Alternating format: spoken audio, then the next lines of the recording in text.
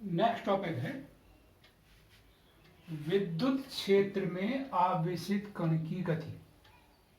माने जब कोई आवेशित कण विद्युत क्षेत्र में होता है तो उसका वेग कितना होता है, उसकी ऊर्जा कितनी होती है, ये सब ज्ञात करना होता है। तो इसका एक सिंपल सिद्धांत है कि जैसे ये एक विद्युत क्षेत्र है, इसमें ये प्लस आवेश रखा है, ये दूसरा विद्युत क्षेत्र है,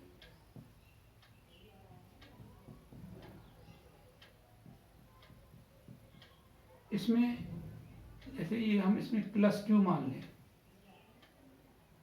इसमें माइनस क्यू आवेश रखा है, इसमें माइनस क्यू आवेश रखा है, माइनस क्यू आवेश है। तो अब इसके बारे में हमें समझना है। तो इसके लिए इस पर जो बल लगेगा वो विद्युत क्षेत्र की दिशा में लगेगा, इस पर जो बल लगेगा वो विद्युत क्षेत्र की विपरीत दिशा में लगेगा। तो इसका मतलब ये हुआ कि जब हम आवेशित कण को, चाहे धनावेशित कण हो या ऋणावेशित कण हो, जब हम चाहे वो धनावेशित कण हो या कोई ऋणावेशित कण हो, उसको जब हम विद्युत क्षेत्र में रखते हैं तो उस पर एक वैद्युत बल कार्य करता है। ये धनावेशित कण है, ये ऋणावेशित कण है, दोनों पर एक वैद्युत बल कार्य करता है। और आप जानते हो न्यूटन के गति विषयक नियम से जब किसी कण पर बल लगता है तो बल से उसमें त्वरण उत्पन्न होता है। त्वरण कहलाता है वेग वृद्धि को त्वरण कहते हैं, वेग वृद्धि की दर को त्वरण कहते हैं। तो उससे इसका वेग बढ़ता है और उसका अंतिम वेग हम ज्ञात कर लेते हैं।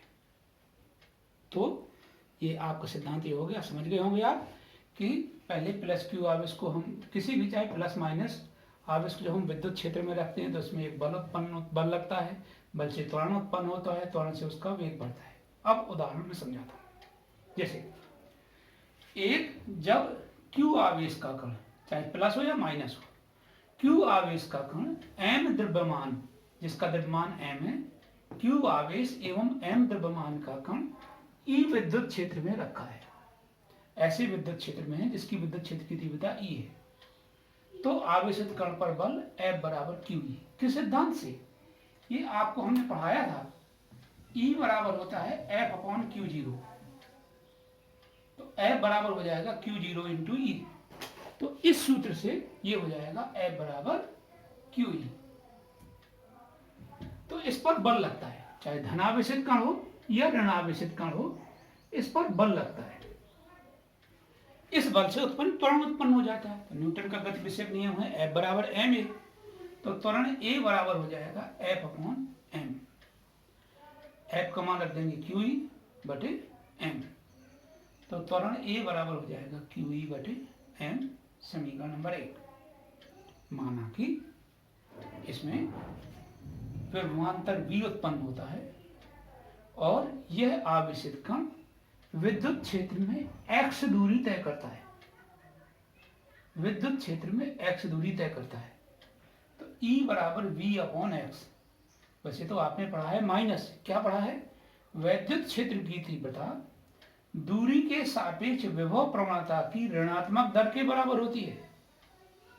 तो हम ऋण नहीं लिखेंगे, तो सिर्फ लिखेंगे वैद्युत क्षेत्र की तीव्रता बराबर विभवांतर बटे दूरी। V विभवांतर उत्पन्न होता है, x दूरी तय करता है, तो E बराबर हो जाएगा V अपॉन x। इस E का मान इस समीकरण 1 में हम रख देंगे। तो इससे उसमें त्वरण हो जाएगा A बराबर QV अपॉन mx। ये विभवांतर के पदों में त्वरण है और ये वैद्युत क्षेत्र की तीव्रता के पदों में ये त्वरण है। अब मैंने जैसे आपको समझाया था कि जब Q आवेश कण को विद्युत क्षेत्र में रखते हैं तो उसमें त्वरण उत्पन्न हो जाता है, इस त्वरण से उसका वेग बढ़ता है। तो ये इस त्वरण के कारण उसका वेग v हो जाता है। तो सूत्र लगाएंगे v स्क्वायर बराबर गति का तृतीय नियम, v स्क्वायर बराबर u स्क्वायर प्लस 2as। यहाँ पर प्रारंभिक वेग 0 है, तो U बराबर 0, क्योंकि जब हम इसको विद्युत क्षेत्र में नहीं रखते हैं तो उसका पर कोई बल ही नहीं लगता, और जब बल नहीं लगता तो उसमें कोई वेग नहीं होता, तो इसीलिए इसका प्रारंभिक वेग U 0 हो जाएगा और वो x दूरी करता है, तो s की जगह x रख लेंगे। तो v स्क्वायर बराबर हो जाएगा 0 का square plus 2qv upon mx into x. इस x से x कैंसिल हो जाएगा, तो ये वेग है, तो वेग को हमने स्मॉल से इंडिकेट किया है और विभवांतर को हमने कैपिटल V से इंडिकेट किया है, तो v स्क्वायर बराबर हो जाएगा 2qv कैपिटल V विभवांतर बटे m। तो वेग v बराबर under root 2qv upon m। समीकरण नंबर 3। यहाँ हम जानते हैं ये वेग हो गया, गतिज ऊर्जा बराबर होता है 1/2 mv स्क्वायर, इसमें हम v स्क्वायर का मान रख देंगे, तो k बराबर 1/2 m इंटू वी स्क्वायर का मान है 2qv, ये v विभवांतर है, ये वेग v है, 2qv अपॉन m, m से m कट जाएगा, 2 से 2 कट जाएगा, तो k बराबर qv। तो इससे निष्कर्ष निकला कि जब q आवेश का कण को v विभवांतर में v वोल्ट का विभवांतर देते हैं तो उसके द्वारा अर्जित गतिज ऊर्जा k बराबर qv होती है। क्या समझ में आया? ध्यान से फिर समझो। यदि q आवेश के कण को v विभवांतर में त्वरित कराते हैं तो उसके द्वारा अर्जित गतिज ऊर्जा k बराबर qv होती है। अब हमें कुछ मात्रक समझना है। जैसे एक मात्रक है, सबसे छोटा मात्रक है electron, 1 electron volt. 1 electron volt कहते हैं 1 eV। तो इस सूत्र में यदि Q का मान 1 इलेक्ट्रॉन रखें, V का मान 1 वोल्ट रखें, तो गतिज ऊर्जा जो K होगी, ये सूत्र K बराबर Q, तो गतिज ऊर्जा ये सूत्र से लिखी है हमने, K बराबर QV से, इस सूत्र से, तो ऊर्जा K बराबर 1 eV हो जाएगी। तो यही 1 eV की परिभाषा है, कभी कभी एक नंबर में आती है। तो 1 eV क्या है? 1 eV वह ऊर्जा है, E dot V, electron volt पढ़ते हैं इसको, तो 1 E dot V dot, 1 electron volt वह ऊर्जा है, 1 इलेक्ट्रॉन वोल्ट वह ऊर्जा है जो 1 इलेक्ट्रॉन को 1 वोल्ट के विभवांतर द्वारा त्वरित करने पर प्राप्त होती है। तो ये 1 इलेक्ट्रॉन वोल्ट ऊर्जा कहलाती है, परीक्षा में आता है। 1 इलेक्ट्रॉन वोल्ट वह ऊर्जा है जो 1 इलेक्ट्रॉन को 1 वोल्ट के V बराबर 1 वोल्ट के विभवांतर द्वारा त्वरित करने पर प्राप्त होती है। अब हमें ये निकालना है कि 1 eV कितने जूल के बराबर होता है। 1 eV बराबर 1 eV का मतलब 1 इलेक्ट्रॉन वोल्ट, 1 इंटू 1 इलेक्ट्रॉन का आवेश होता है 1.6 गुणा 10 की घात -19 कूलाम गुणा 1 वोल्ट, तो हो जाएगा कूलाम इंटू वोल्ट। अब आप समझ चुके हो, coulomb into volt, coulomb into volt क्या है? ऊर्जा। ऐसा ही पद्धति में ऊर्जा का मात्रक होता है जूल, तो कूलाम इंटू वोल्ट की जगह हम जूल लिख देंगे, तो ये हो जाएगा 1.6 गुणा 10 की घात -19 जूल।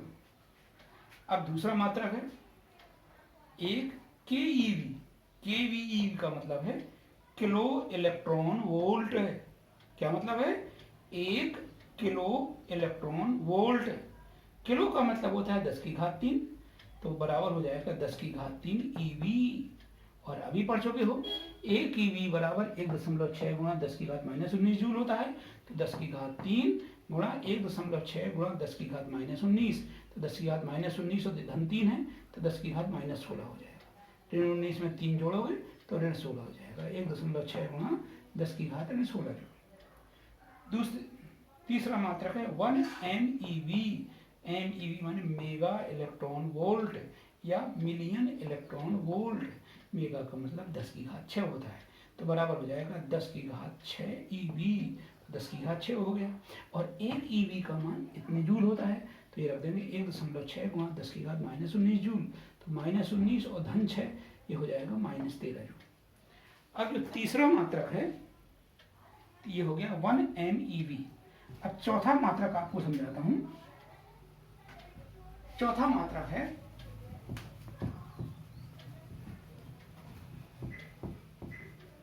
चौथा मात्रक है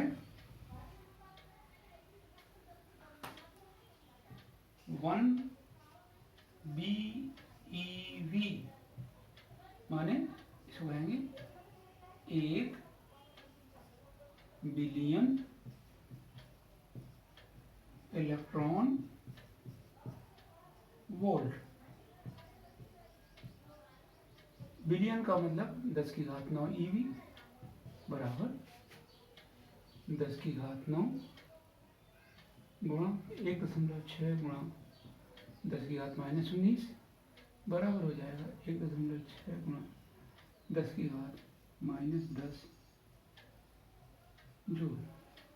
तो एक BeV बराबर होता है 1.6 गुणा 10⁻⁻10 जूल।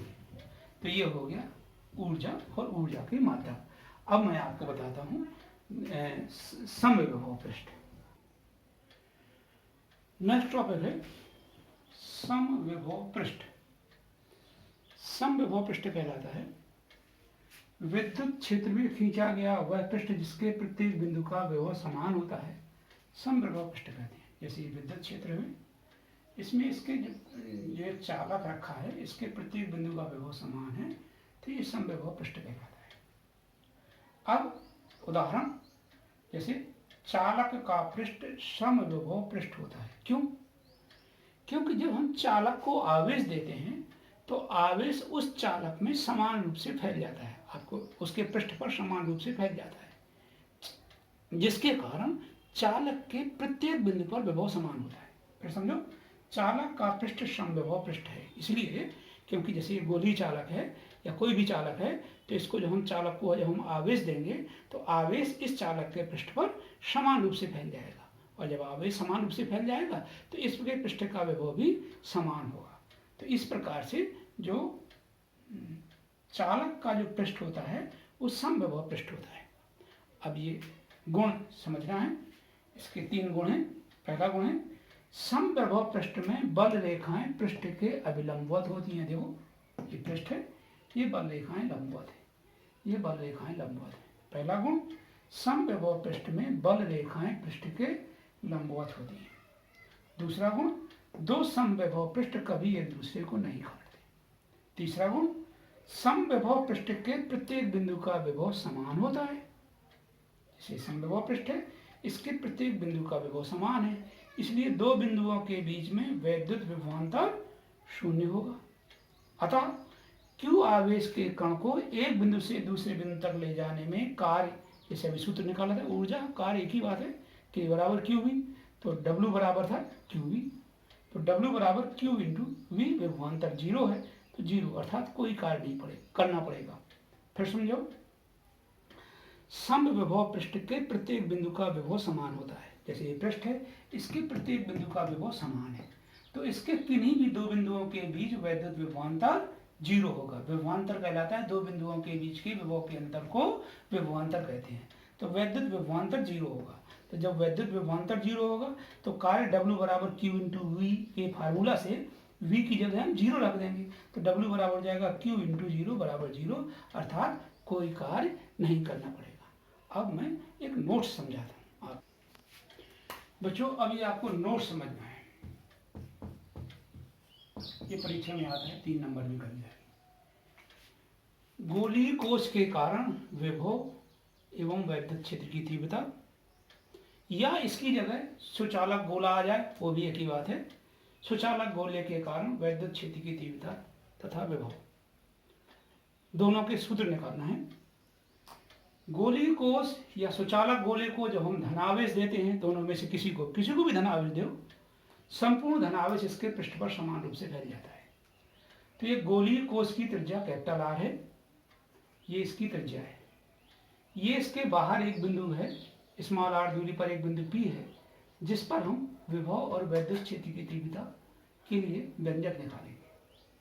तो ये है गोलीय कोश के बाहर 3 स्थितियां हैं, पृष्ठ पर, अंदर, बाहर, पृष्ठ पर हर जगह और अंदर हर जगह। ये वैद्युत क्षेत्र की तीव्रता और विभवांतर आपको समझना है। इसके लिए आप एक पढ़ चुके हो, किसी बिंदु आवेश के कारण किसी बिंदु पर विभव होता है 1/4πε0 इंटू क्यू अपॉन आर, और वैद्युत क्षेत्र की तीव्रता होती है E बराबर 1/4πε0 into q upon r square. यही आपको दिमाग में बैठा लेना है और इसी से आपको याद करना है।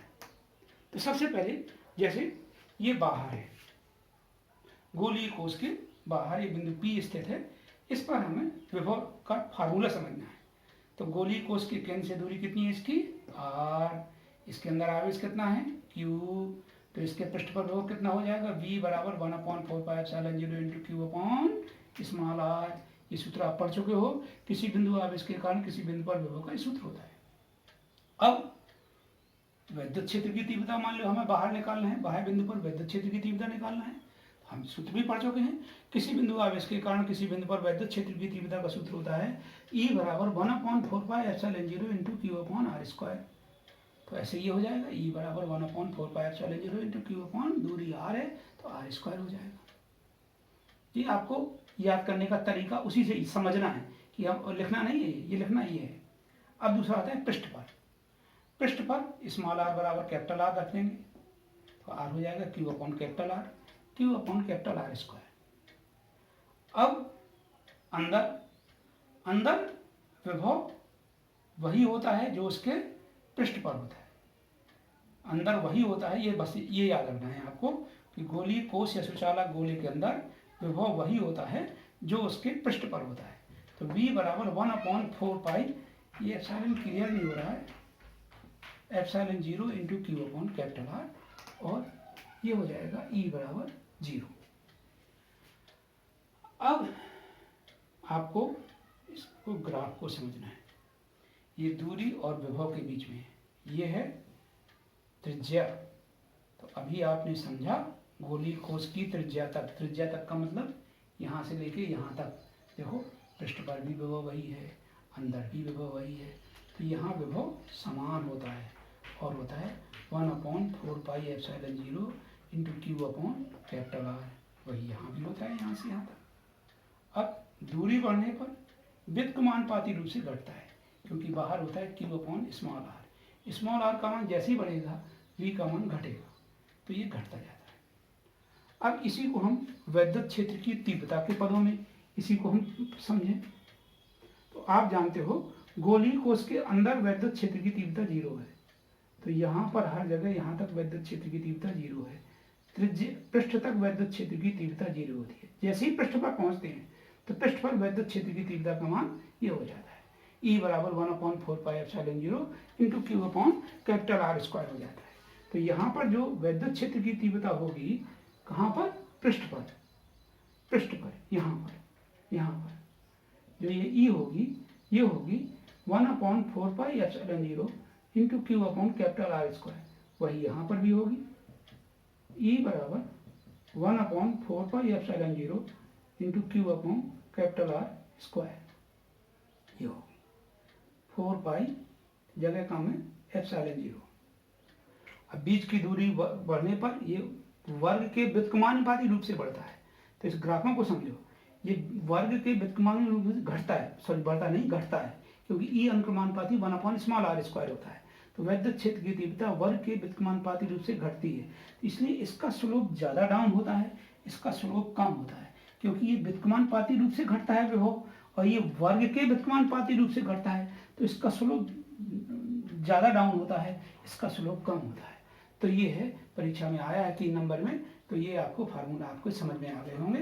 तो इस तरह से ये फार्मूला है। अब मैं 2 न्यूमेरिकल करा देता हूँ, तो वो न्यूमेरिकल कर लेना। 2 न्यूमेरिकल है बेटे, ये दोनों परीक्षा में आए हैं बोर्ड में, संख्याएं बदली होंगी, बाकी इसी टाइप के हैं। एक न्यूमेरिकल है, किसी बिंदु आवेश के कारण किसी बिंदु पर वैद्युत क्षेत्र की तीव्रता 1 न्यूटन प्रति कूलम और विभव 1 वोल्ट है। विभवांतर नहीं, विभव 1 वोल्ट है। तो Q व R ज्ञात करना है। तो इसके लिए E बराबर होता है 1/4πε0 into q upon R square. तो E का मान 1 रख देंगे, 1/4πε0 into q upon R square, समीकरण नंबर 1। दूसरा विभव का सूत्र होता है किसी बिंदु आवेश के कारण किसी बिंदु पर विभव v बराबर 1/4πε0 इंटू क्यू अपॉन आर। इसीलिए v की जगह 1 रख देंगे, 1 बराबर 1/4πε0 इंटू क्यू अपॉन आर। ये समीकरण 2 बना लें। अब एक दूसरे का भाग दे देंगे, जैसे 1 में दूसरे का भाग दे देंगे तो 1/1 हो जाएगा और ऊपर हो जाएगा 1/4πε0 into q upon r square. 1/4πε0 into q upon r, ये कट जाएगा, इससे आप आर ज्ञात कर लेना और आर का मान किसी भी समीकरण 1 या 2 में रख देना, क्यू आ जाएगा। फिर दोबारा समझो, किसी बिंदु आवेश के कारण किसी बिंदु पर वैद्युत क्षेत्र की तीव्रता 1 न्यूटन प्रति कूलम और विभव 1 वोल्ट है, उस पर आवेश और दूरी ज्ञात करना है। तो वैद्युत क्षेत्र की तीव्रता का सूत्र होता है E बराबर 1/4πε0 into q upon r square. तो ये हो जाएगा, E का मान 1 है तो 1 बराबर 1/4πε0 into q upon small r square, समीकरण नंबर 1। और किसी बिंदु आवेश के कारण किसी बिंदु पर विभव का सूत्र होता है V बराबर 1/4πε0 इंटू क्यू अपॉन आर, ये आर होता है। तो V का मान 1 वोल्ट सवाल में दिया है तो V की जगह 1 वोल्ट रख देंगे, एक दूसरे का भाग दे देंगे, आर आ जाएगा। आर का मान चाहे इसमें रख देना या इसमें रख देना, क्यू आ जाएगा। तो इस तरह से क्यू और आर की गणना कर लेते हैं। अब जैसे ये दूसरा न्यूमेरिकल है 60 सेंटीमीटर वर्ग की भुजा के कोनों पर, जैसे ये 60 सेंटीमीटर भुजा है, इसके कोनों पर ये -2 माइक्रोकूलम, ये 3 माइक्रोकूलम, ये 4 माइक्रोकूलम और ये 5 माइक्रोकूलम के आवेश रखे हैं। तो वर्ग के केंद्र पर विभव ज्ञात करना है। तो वर्ग का जो केंद्र होता है इसके कटान बिंदु पर होता है, माने O पर हमें विभव ज्ञात करना है। तो ये कहलाता है विकर्ण। ये दूरी माना कि यहां से यहां तक की ये R है, ये भी दूरी R है, ये भी दूरी R होगी, ये भी दूरी R होगी। क्यों? क्योंकि वर्ग के विकर्ण एक दूसरे को लंब समद्विभाजित करते हैं। तो ये 90-90 डिग्री भी होता है और आधा-आधा भी होता है, इस पूरे का आधा होता है। तो ये बिंदु मान लें A, B, C, D।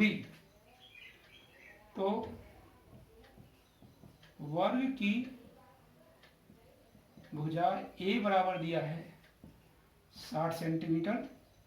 आवेश का SI पद्धति में मात्रा कूलाम होता है, तो सेंटीमीटर को मीटर में बदलेंगे तो 100 का भाग देंगे, तो 60/100 या 60 गुणा 10 की घात -6, नहीं सॉरी 60 गुणा 10 की घात -2, 6 नहीं -2, 100/2, ये हो जाएगा इतने मीटर।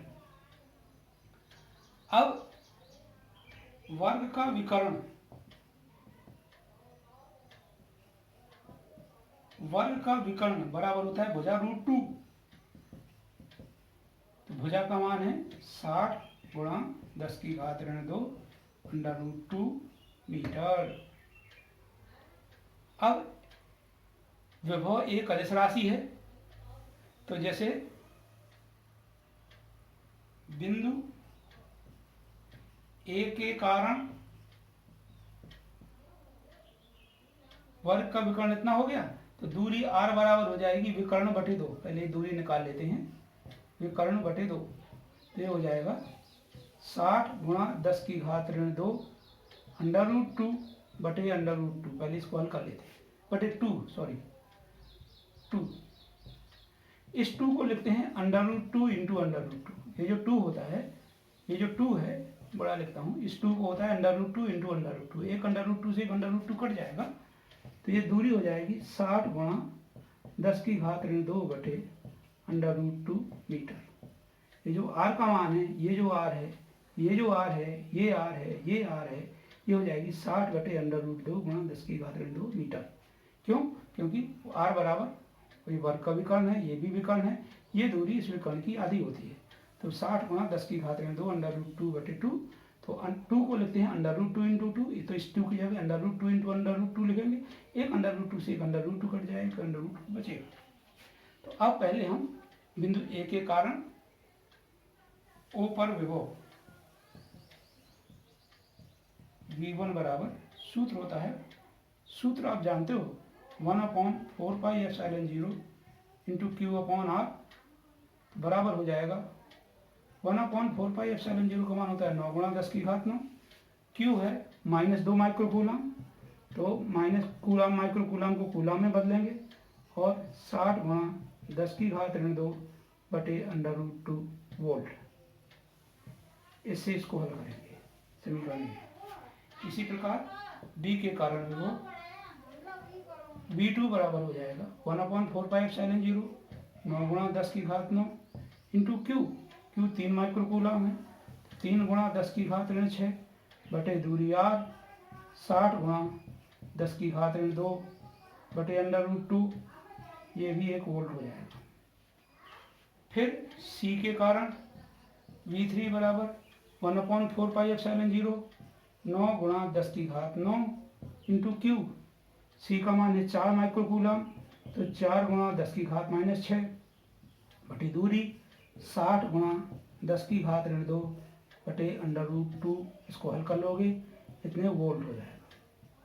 इसी प्रकार डी के कारण निकालोगे तो V3 बराबर 1/4πε0 9 गुणा ये 5 माइक्रोकूलम है, 9 गुणा 10 की घात 9 गुणा 5 गुणा 10 की घात -6 बटे 60 गुणा 10 की घात 2 बराबर इतने वोल्ट हो जाएगा।